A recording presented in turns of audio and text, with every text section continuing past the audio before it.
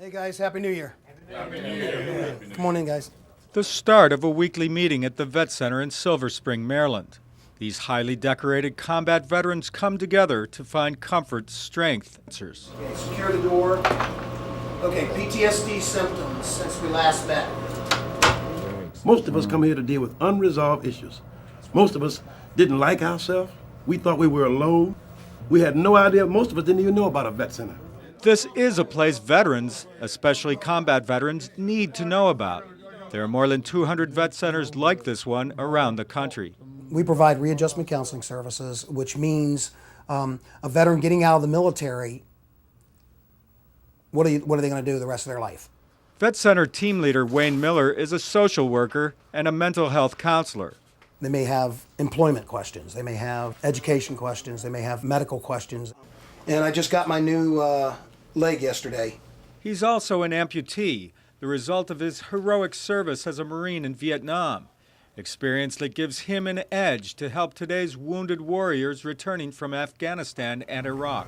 Are you guys getting any new OEF paraplegics or amputees? Miller knows what it's like to come home wounded from the field of battle. I mean, I was a man, a Marine, and here I was lying there in bed, a child, being helped, and I felt helpless.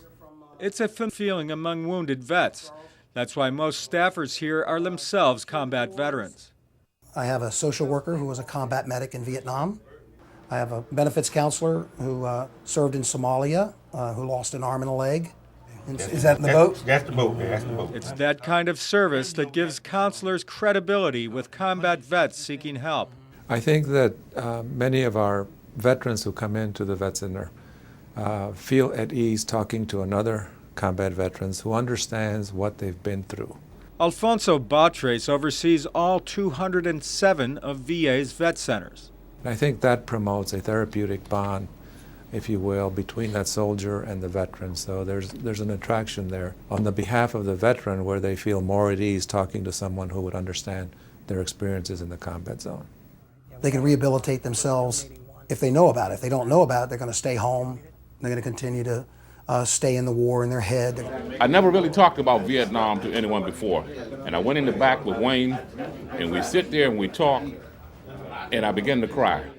Sometimes they feel like they've done something so horrible, they're afraid to tell anyone. What we care about is how they're dealing with it. How can we help them better deal with it?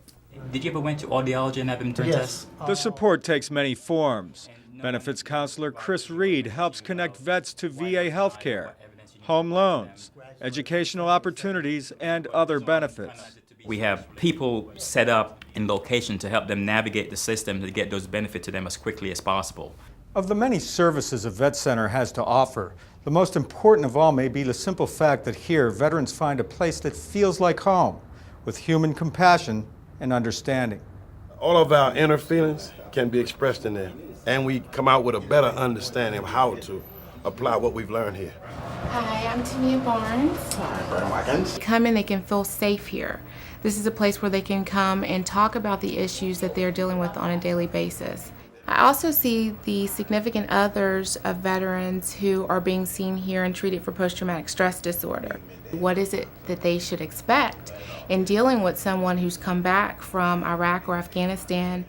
Whatever battleground they've lived through, servicemen and women will find a caring staff at their vet center. Many veterans in the past didn't feel like they had a place where they were appreciated. We absolutely appreciate them here at the Vet Center. You guys be safe out there, all right? All right. Take care. We're helping people and letting them know where we are and that they can come anytime. We'll be here to help. Looking back on the Bataan Death March this Veterans Day, and how the struggle of one disabled Vietnam veteran serves as an inspiration to others. Stay tuned. The American Veteran is next. Inspiration to others. Wayne Miller has shown real courage by refusing to surrender to his disability.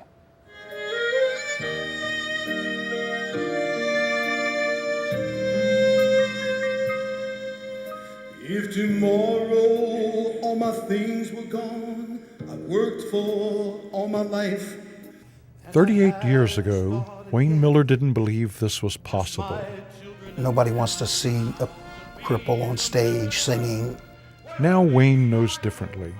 He's won competitions for his singing and has performed nationally. I was on stage with thousands of people in the audience, so it's kind of like, whoa, this is kind of cool. Come on in, guys. And that's the story he tells the men and women he counsels at the Veterans Center in Silver, Maryland. And I started seeing veterans, and it was like me sitting in the other chair, talking to myself. I'll say something like, you lost your leg, but you didn't lose the ability to still participate in activities and things.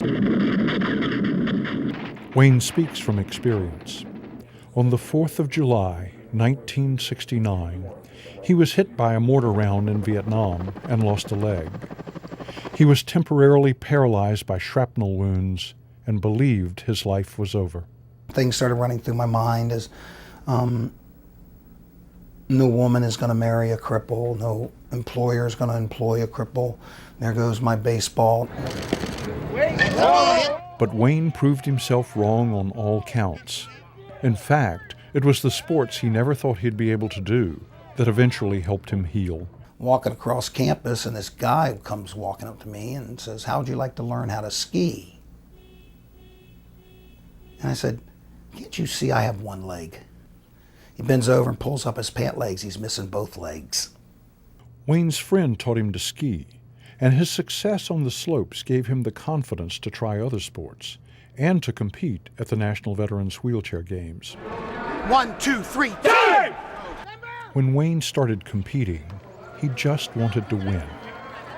But then he realized that's not the true purpose of the games. We're here not to win the medal, but to teach someone else how to win the medal. And when I started doing that, life got beautiful. So don't worry about it. Just put the bat on the ball. That's all we need. The pride shows in their faces and their bodies, and they sit there and they go, I still belong. Before you get to the games, it's about you. Everything's about you. It's me, me, me, me, me. And you get there and you find out it's not about me. It's about us. What's up, big guy? You feel all right? Feeling pretty good. You doing all right? Yeah. Wayne has been a counselor for 2 decades and draws heavily from his own experience. Did you still need that wheelchair? I'm blessed because I can give what I didn't have. And I'm going to give it to them whether they want to use it or not. And I tell them, if you can't use it, give it to someone else. And it's Wayne's story that gives hope to the men and women he counsels. Hope for something they and Wayne never thought possible.